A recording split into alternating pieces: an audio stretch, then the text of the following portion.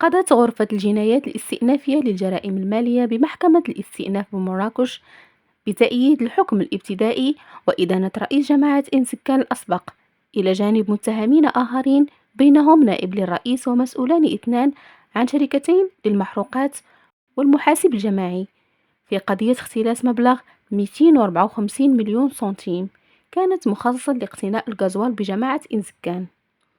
القضية والتي امتدت لسنوات طويلة أكثر من 14 سنة، وبمجرد انتخاب رئيس جديد على رأس هرم الجماعة المذكورة لاحظ وجود اختلالات مالية مهمة في مالية الجماعة، ليسارع إلى التقدم بشكاية لدى الوكيل العام للملك بمحكمة الاستئناف بأكادير.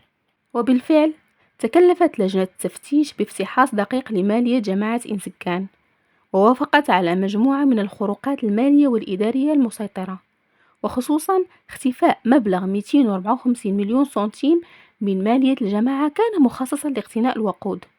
وبناء عليه قرر قاضي التحقيق متابعة الرئيس الأسبق بتهمة اختلاس أموال عمومية، ومتابعة نائب له ومسؤولين عن شركتين لتوزيع المحروقات والمحاسب الجماعي بالمشاركة في الاختلاس.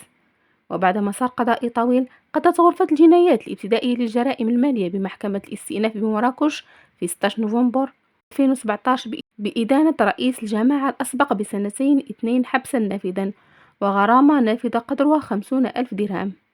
كما أدانت المحكمة المتهمين الثلاثة الآخرين بالحبس سنة واحدة نافذة وأخرى موقوفة التنفيذ وغرامة نافذة قدرها 30,000 درهم.